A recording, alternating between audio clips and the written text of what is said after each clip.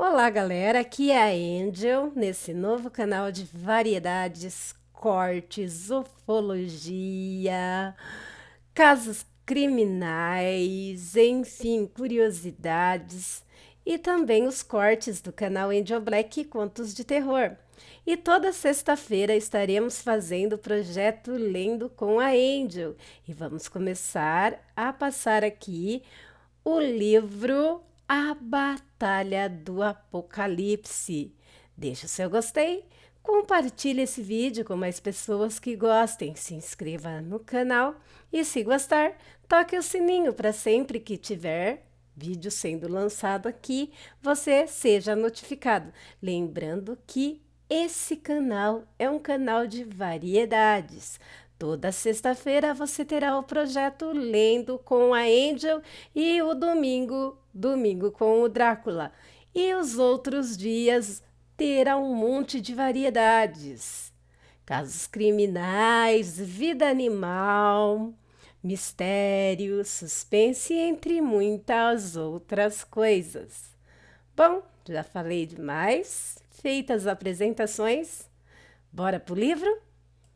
Lembrando que esse livro é uma obra de ficção, apenas para entretenimento, tá bom?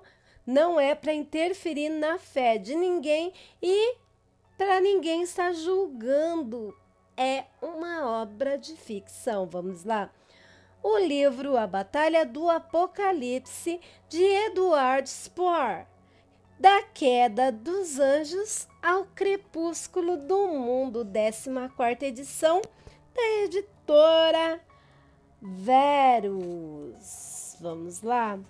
Vamos começar agora com os manuscritos sagrados dos Malaquins.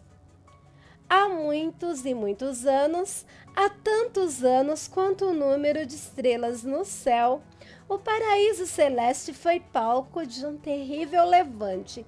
Armados com espadas místicas e coragem divina, querubins leais a Iavé travaram uma sangrenta batalha contra o arcanjo Miguel e os anjos que o seguiam.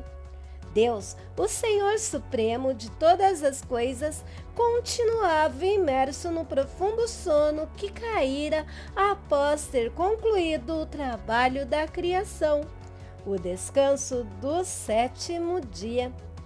Enquanto ele permanecia ausente, os arcanjos ditavam as ordens, impondo seus desígnios no céu e na terra. Sentados no topo de seus tronos de luz, cada um deles almejava alcançar a divindade. Concentrando todo o poder debaixo de suas asas, os poderosos arcanjos onipotentes e intocáveis utilizavam da palavra de Deus para justificar sua própria vontade. Revoltados com o amor do Criador para com os seres humanos e movidos por um ciúme intenso, decidiram ir contra as leis do Altíssimo e destruir todo homem que caminhasse sobre a terra, acabando assim com a parte da criação do divino. Impulsionado por essa fúria, Miguel, o príncipe dos anjos, enviou a Haled diversas calamidades, mas, como insetos persistentes, os mortais resistiam. Os tiranos alados desejavam um regresso à aurora dos tempos, quando só os animais povoavam o mundo. Eles nunca aceitariam venerar uma criatura feita de barro, uma vez que tinham sido gerados a partir do próprio esplendor e glória do Senhor. Decidido a eliminar de vez a humanidade, Miguel ordenou que os Ixins da casta angélica que controla as forças da natureza arquitetassem a destruição final. Submissos, eles derreteram as calotas polares e a terra foi inundada por um volumoso dilúvio. Não obstante, os mortais novamente subsistiram. Diante de tanta morte e devastação, uma conjuração teve início. Em sua inocência política, os líderes dessa conjuração foram traídos por outro arcanjo, Lúcifer, a estrela da manhã, o único que conhecia o plano dos revoltosos para libertar o paraíso da opressão que era submetido. Quando o arcanjo sombrio denunciou as ideias revolucionárias, os rebeldes foram derrotados, expulsos do céu e condenados a vagar pelo mundo dos homens até o fim dos tempos. Enquanto a luz do sétimo dia brilhar, e enquanto Deus continuar adormecido, os anjos renegados serão perseguidos e mortos pelos agentes celestiais. Com o poder e prestígio que conseguiu por ter delatado os insurgentes, Lúcifer arquitetou sua própria revolução. Motivo: por interesses nem um pouco justos. O arcanjo sombrio pretendia tomar o principado de Miguel e ascender acima mesmo do Criador, coroando-se em Tissafon, o monte da congregação, e tornando-se igual a Deus. O filho do alvorecer não queria apenas vencer o seu irmão, desejava tornar-se ele próprio Deus, subjugar não apenas o monarca, mas também Yahvé. Muitos anjos revoltados com a política celestes não conheciam as motivações egoístas de Lúcifer e se juntaram a ele. Ao descobrir a traição, o príncipe dos anjos declarou uma nova guerra e uma segunda batalha estalou. Por seus atos e ambições macabras, a estrela da manhã e seus seguidores foram lançados ao Seol, poço obscuro de trevas e sofrimento, um lugar terrível, um cárcere permanente. Lá, o arcanjo sombrio governa e espera o momento certo para iniciar sua vingança. Hoje, os mortais conhecem essa dimensão pelo nome de inferno. Muitos milênios se seguiram as duas guerras angélicas e então os humanos reinventaram o período das grandes catástrofes com suas próprias armas modernas. No céu e no inferno, o Amargedon marca o início de uma nova era. Quando o ciclo for completado, Deus despertará do seu sono e todas as sentenças serão revistas. O tecido da realidade cairá, antigos inimigos se enfrentarão e não haverá fronteiras entre dimensões paralelas. Esse será o dia do ajustes de contas. O crepúsculo do sétimo dia se aproxima e a noite cairá em breve. Vamos para a parte 1, a Vingadora Sagrada. Prólogo. Tissafon, o monte da congregação, dias atuais. Certo dia, o arcanjo Uziel, cansado daquela espera infindável, resolveu galgar o monte Tissafon e afrontar o seu irmão. Armou-se de sua espada de fogo, vestiu uma armadura dourada e tomou a longa escadaria de mármore que levava à construção de pedra no topo do morro. Ao fim dos degraus, o santuário do alvorecer aparecia meio oculto pelas nuvens geladas. Um aposento imponente, erguido por largas colunas redondas, uma forte luz azulada coruscava em seu interior, um brilho que o arcanjo acreditava ser as emanações do próprio Deus. Mesmo através de seu elmo polido, que completava o conjunto da bela couraça, o rosto de Uziel era austero e demonstrava sua vontade.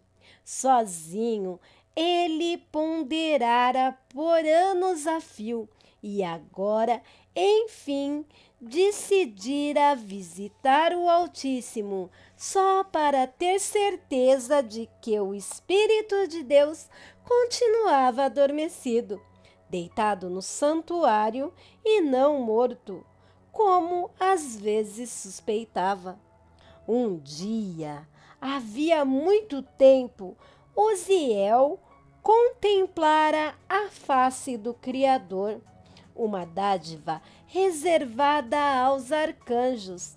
Nem os anjos tiveram esse júbilo. E o que ele viu foi fraternidade, amor e compreensão.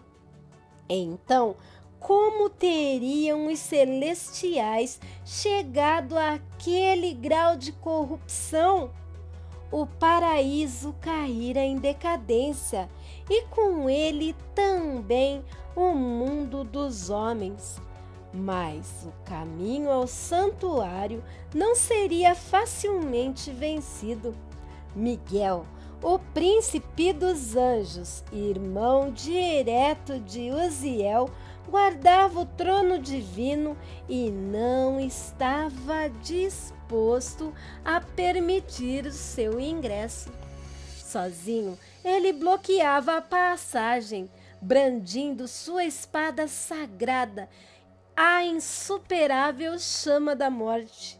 Envergava uma armadura completa prateada, com os raios da lua endornada por detalhes dourados no peito, que formavam desenhos complexos no metal espelhado.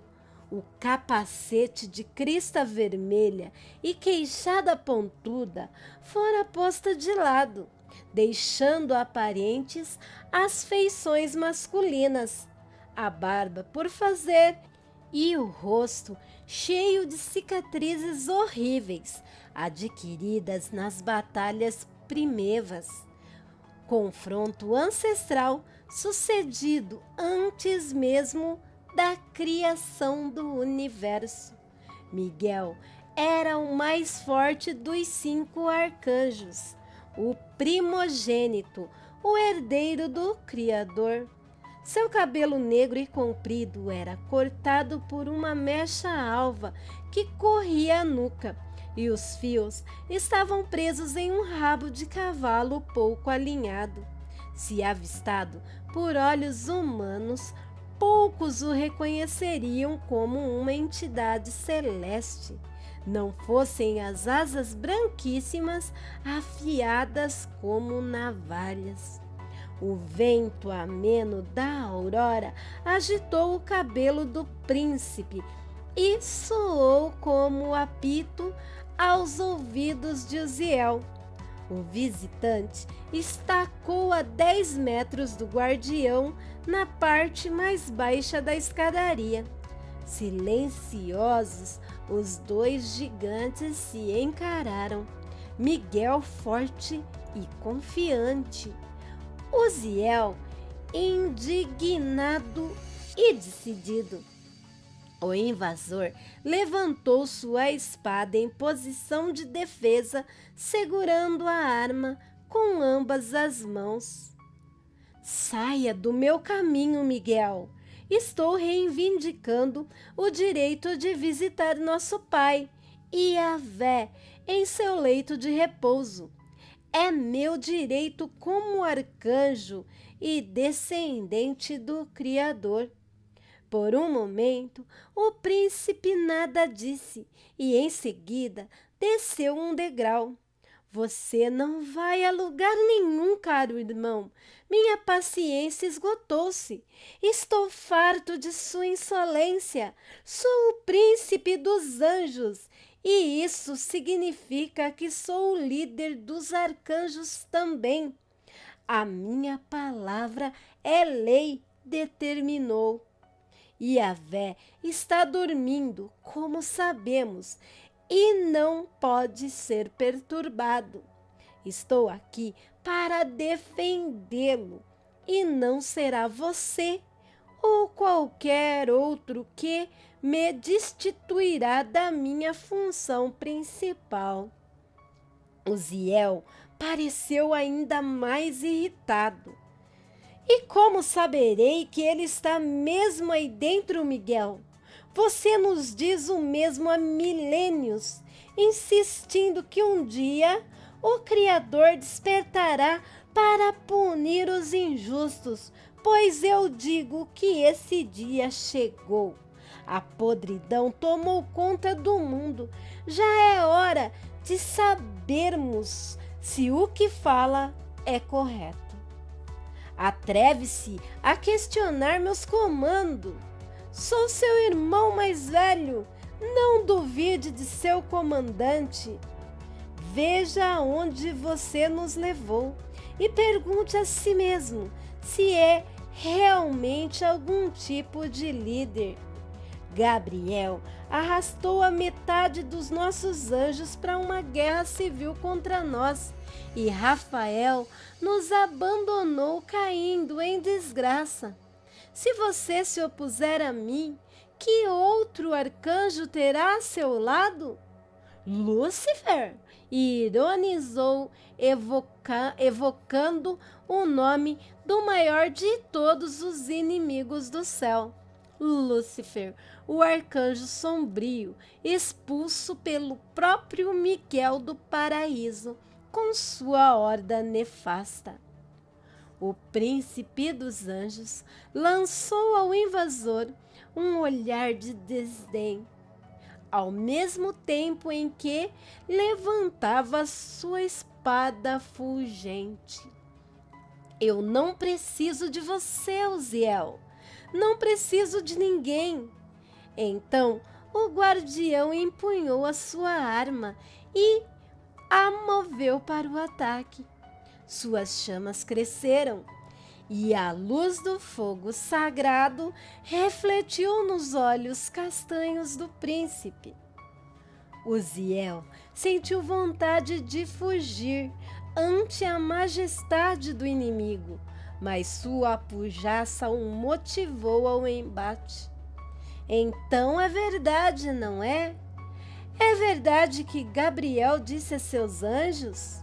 Mas antes que Uziel terminasse, Miguel alçou voo, abriu as asas e desceu para ferir o irmão com um golpe violento de espada. Ofuscado pelo brilho do sol, o visitante quase não se esquivou, mas conseguiu rolar para o lado no instante preciso. Um estrondo titânico abalou a montanha e a lâmina flamejante tocou a escadaria de mármore, abrindo uma fenda larga no solo. O invasor teria caído pela encosta do morro, não tivesse adejado em reflexo. Ascendeu às alturas e em seguida mergulhou, aterrissando em um sítio acima do guardião, muito perto da passagem ao santuário. Dando as costas ao perigo, disparou-se para dentro do templo, subestimando a potência de seu algoz. Mesmo entendendo que jamais venceria o impiedoso vigia, Uziel continuou em sua trilha. Queria entrar no santuário do alvorecer e vislumbrar a face do Onipotente, só mais uma vez, nem que isso lhe custasse a vida. Se o Altíssimo estivesse realmente adormecido, ele teria obtido a resposta que procurava. De que sua luta ao lado do arcanjo Miguel tinha sido legítima. Mas, e se nada encontrasse? E se Yahvé não estivesse deitado em Tsefon?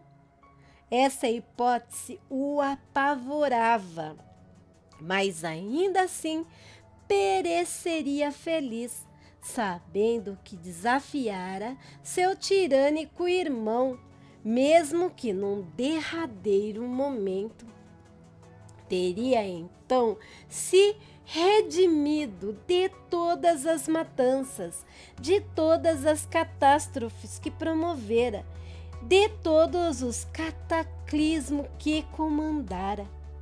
Correndo e voando, ele pulou para o interior do edifício, venceu as colunas e ultrapassou o umbral de entrada.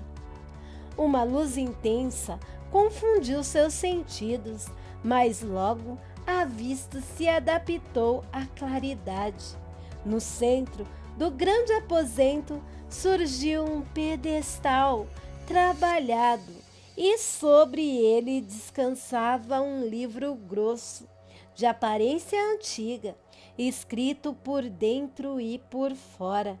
Aquele era o livro da vida, um magnífico artefato deixado ao príncipe dos anjos pelo próprio Deus e que revelava em detalhes toda a história do sétimo dia, desde a criação do homem até o crepúsculo dos tempos. Estava marcado com um código secreto dos Malaquins, um idioma anterior à aurora do mundo.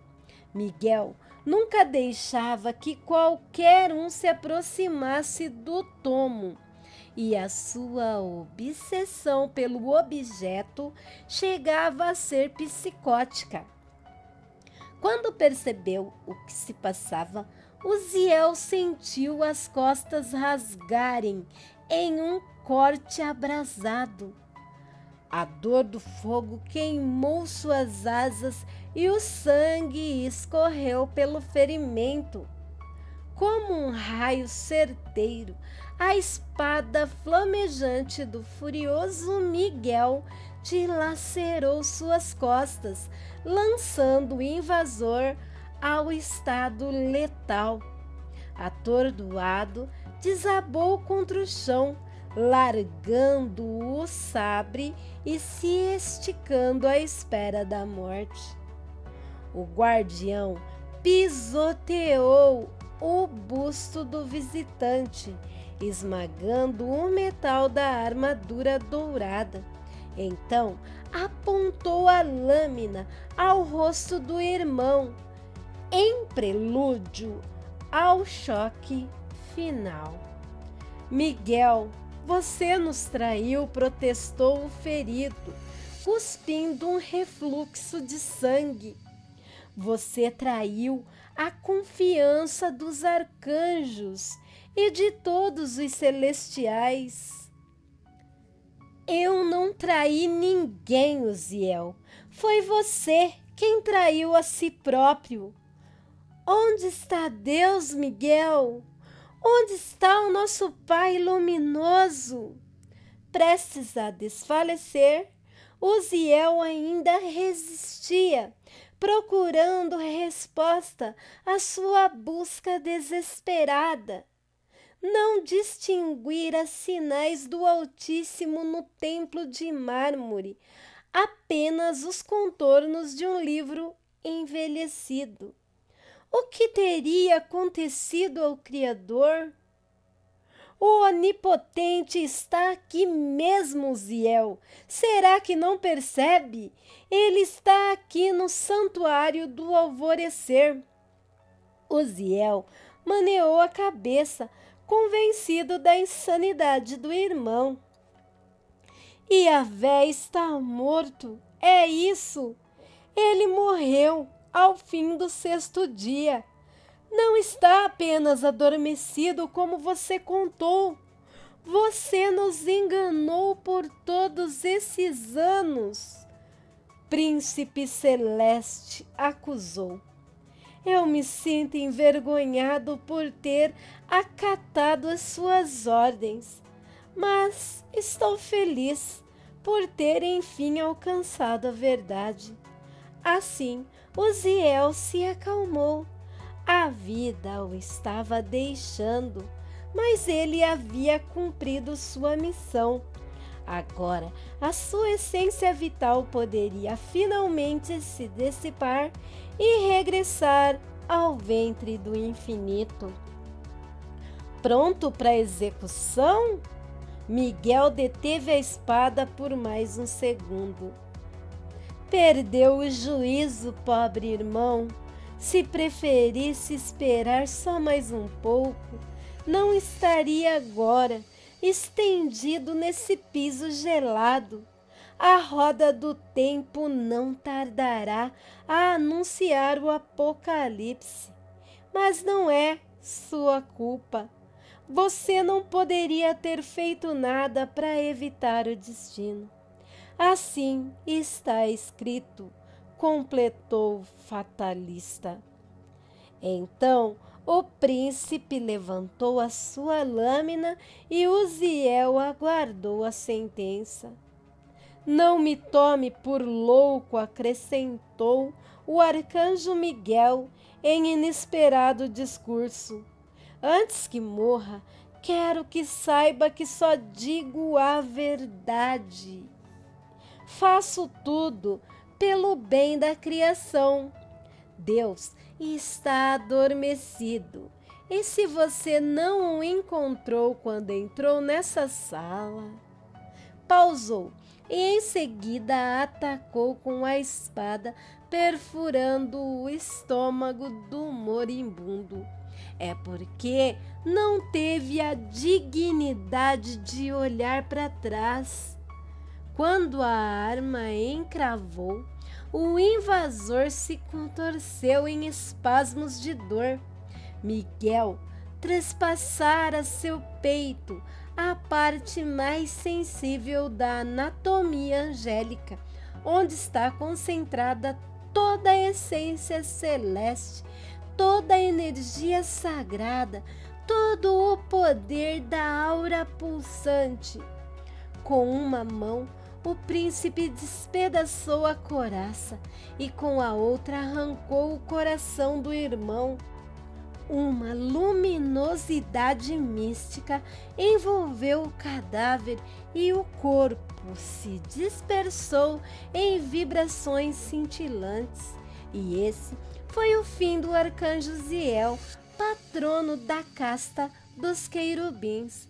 Vitorioso, Miguel se aproximou do pedestal onde repousava o livro fechado. Deslizou os dedos sobre as inscrições e sublinhou com os olhos os caracteres marcados. Virou-se para trás para a nave do templo, agora vazia. Então voltou a atenção ao tomo sagrado. Com um misto de seriedade e loucura, o arcanjo falou num sussurro. Concordo com você em um ponto, irmão. Chegou o dia de Deus despertar do seu sono. Rio de Janeiro, costa leste da América do Sul, em um futuro próximo. O rei caído de Atlântida. O sol estava se pondo, em pé sobre a gigantesca mão da estátua do Cristo Redentor. O anjo renegado observava a cidade, a aproximação do crepúsculo. Sua expressão inabalável e serena era de alguém que muitas vidas vivera, de um andarilho que percorrera o mundo, desvendara seus infinitos mistérios e enfrentara toda sorte de criaturas, abissais e celestes. Mas era também um semblante de um pioneiro que visitara nações já perdidas, se sentara em mesa com grandes homens de outrora. Era como se, nas profundezas daqueles olhos cinzentos, estivesse gravada uma parte singela de cada civilização, de cada povo, de cada cultura ancestral e moderna.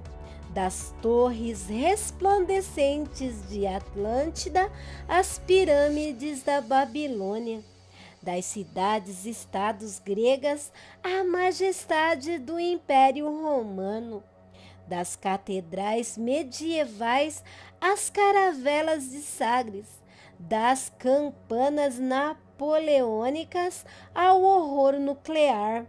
A história de toda uma espécie vivia agora na mente do fugitivo, um guerreiro de jovem aparência, tão preservado quanto os mortais no auge da casa dos 30. Às vezes, o lutador ficava imóvel por horas em absoluto silêncio, meditando sobre os amigos já mortos, para que jamais lhes deixassem a memória. Padecia de um único temor, o medo de esquecer seus ideais, o seu passado e a sua luta incansável. Uma rajada de vento sacudiu a montanha, balançando os loiros cabelos do renegado. Ele os prendeu com uma fita e caminhou sobre a estrutura de pedra. Seu equilíbrio era impecável, mesmo na estreita passagem que contemplava o braço da escultura titânica. Não se parecia com um anjo de fato, porque escondia as asas enfiadas na carne. O rosto era tipicamente nórdico e o corpo atlético, forte e delgado. Guardava um aspecto felino, era a face de um caçador, sempre alerta ao perigo e pronto a responder ao ataque. A barba mais espessa à volta da boca formava um cavanhaque dourado e as roupas escuras delineavam uma silhueta sombria, estático, inabalável ao vento. O querubim esperava por algo. Provava o cheiro do ar, escutava o movimento das nuvens e enxergava a despedida do sol. Dali do cume da imensa montanha, mesmo os maiores arranha-céus eram agulhas, farpas minúsculas no coração da cidade. As águas da Baía de Guanabara, cercada pelo morro do Pão de Açúcar, refletiam um róseo brilho poente. Foi então que, à contemplação da paisagem, o Celeste percebeu quanto a metrópole crescera desde sua chegada ao Brasil. Haviam exatos 300 anos. As praias estavam interditadas e as fábricas poluíam a Bahia.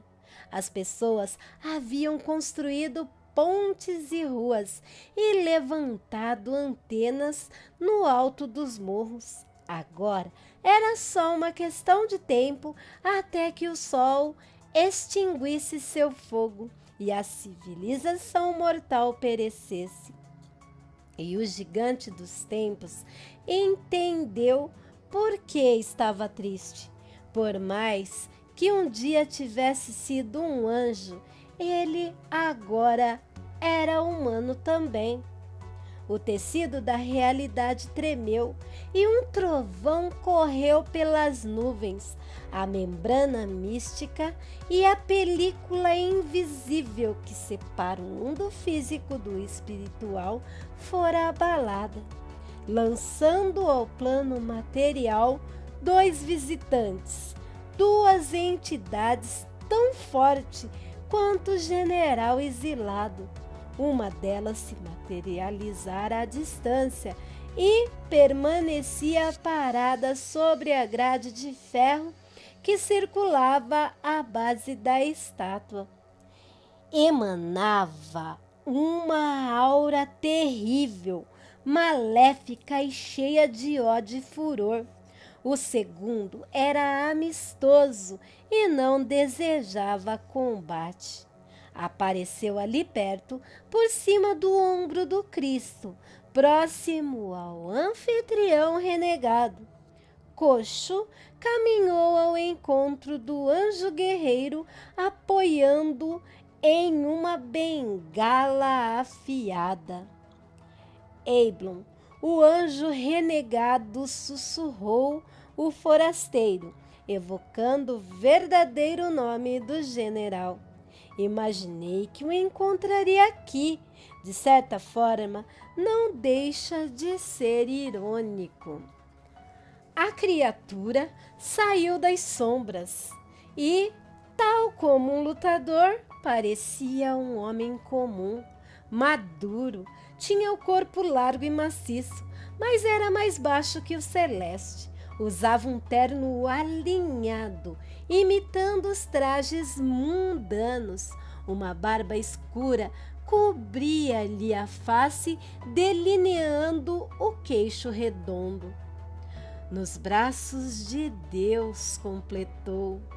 Orion, o rei caído de Atlântida. Era assim que o chamavam.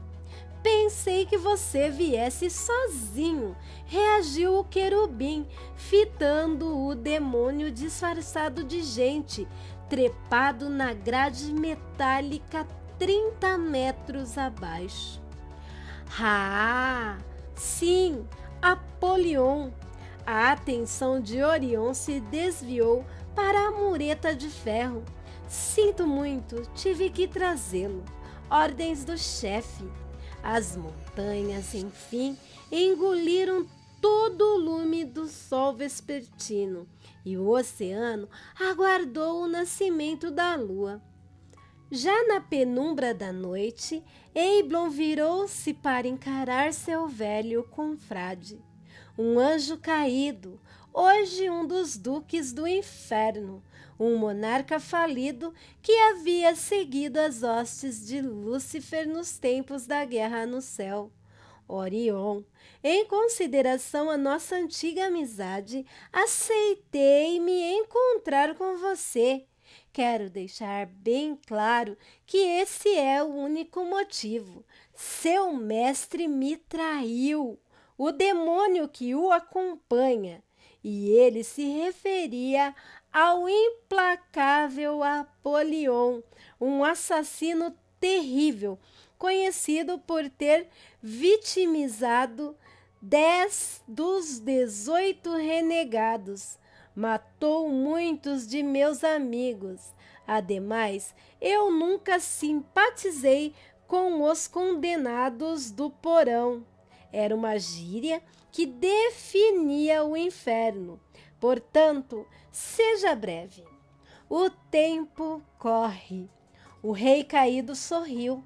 Aquele era o antigo Eiblon, sem dúvida, seu bom camarada, que às vezes o visitava em Atlântida e se sentava ao banquete nos dias festivos.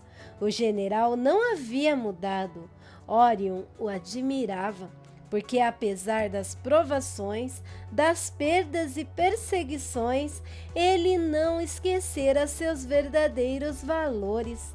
Desafiara a todos para defender uma causa e por ela continuaria lutando. Quisera eu ser como ele, pensou o monarca, mas reconhecia também o revés da liberdade. A morte e a solidão acompanhavam os exilados e, de repente, Orion achou que, mesmo que tivesse escolhido o caminho dos bravos, talvez não conseguisse trilhá-lo. Então você também notou, não é? Instigou o infernal. Os sinais, eles são a prova definitiva que o 7º dia está terminando e com ele toda a vida humana. O Apocalipse. Orion estava certo, os sinais eram evidentes, todos os símbolos e profecias apontavam para o juízo final. Eu sou o anjo renegado, o último ainda vivo. Estou condenado a viver nesse mundo físico. Não posso mais cruzar o tecido da realidade como vocês. Mas não é preciso ser muito esperto para notar que o Amargedon se aproxima. O guerreiro fez uma pausa e então concluiu. É triste pensar que tudo o que fizemos foi em vão. Orion achegou-se ao exilado e tocou-lhe o ombro. Mesmo manco, equilibrava-se com maestria no braço da estátua de pedra, arrastando a bengala. Não há mais saída, Orion, continuou o fugitivo. Não há mais esperança. O arcanjo Miguel finalmente conseguirá o seu intento, mas dessa vez ele não enviará seus anjos. A civilização humana arruinará a si própria e contra os homens nada podemos fazer. Seguiu-se um longo silêncio e a conversa penetrou a noite cerrada. Eiblon continuava atento à silenciosa presença de Apolion, o exterminador, que o observava de longe. Os dois eram inimigos declarados desde os tempos em que ambos eram generais no paraíso. Apolion também era um anjo caído, como Orion e Lúcifer. Era aquela uma contenda milenar e brigas ancestrais só se resolvem na espada. Há muitos anos eu fui o príncipe de Atlântida, começou o visitante. Como um deus, governei a cidade. Cada humano era para mim como um filho.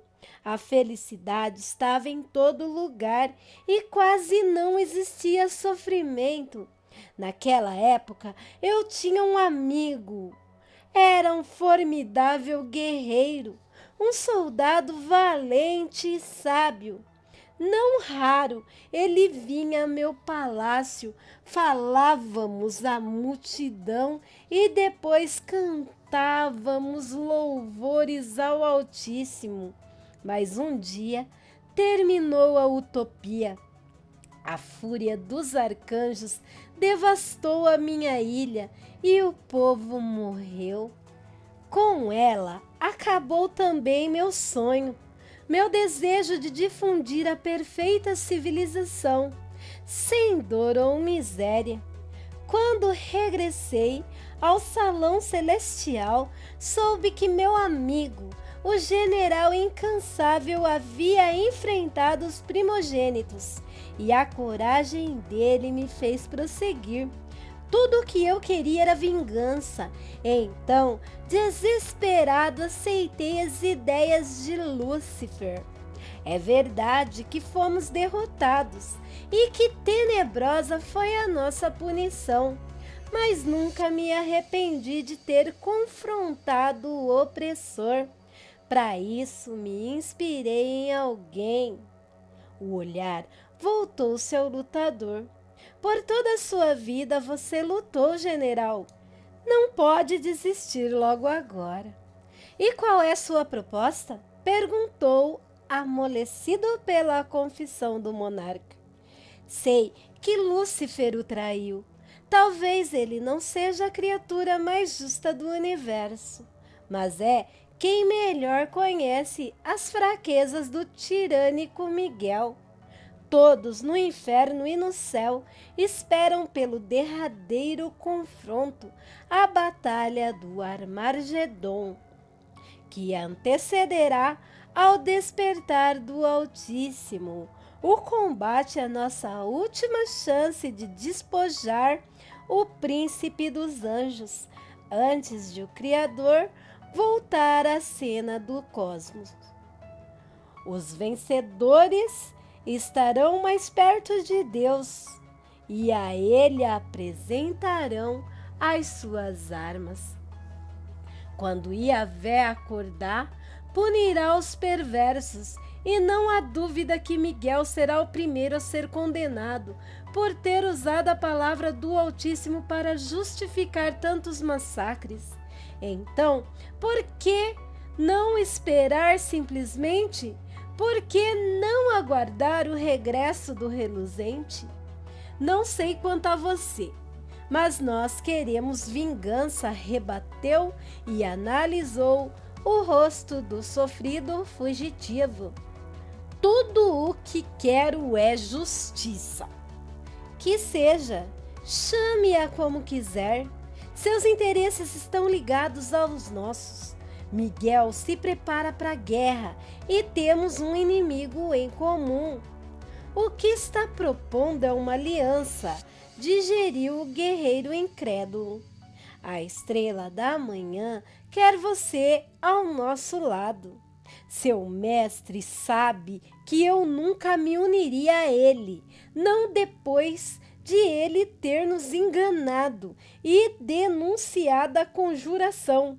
Se eu tiver que lutar essa última batalha, não será sob as asas de um maldito farsante. Orion já esperava aquela resposta e chegara a julgar estúpido seu senhor por tê-lo enviado à terra com tão inusitada proposta. Mas muitas vezes o rei caído se surpreendera com a perspicácia do arcanjo sombrio.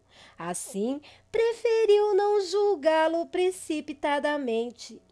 Eu entendo todas as suas preocupações, mas desta vez é diferente. Esse é o embate final de uma guerra que persiste por milhares de anos. Não haverá outra oportunidade para derrotar o arcanjo.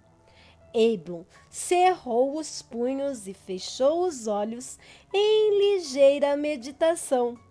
Tudo o que ele mais desejava era completar o ministério de sua vida, enfrentar o príncipe celeste e vingar a memória dos renegados.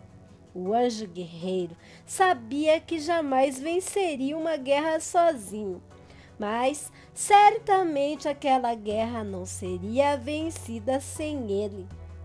Depois de tantas batalhas e de tantos combates, o fugitivo era o comandante ideal, mais indicado para dirigir um exército hostil ao tirano. Mas, controlando ou não uma armada, Eblon desafiaria Miguel mais cedo ou mais tarde, porque essa era a sua demanda vital, o sentido de sua existência.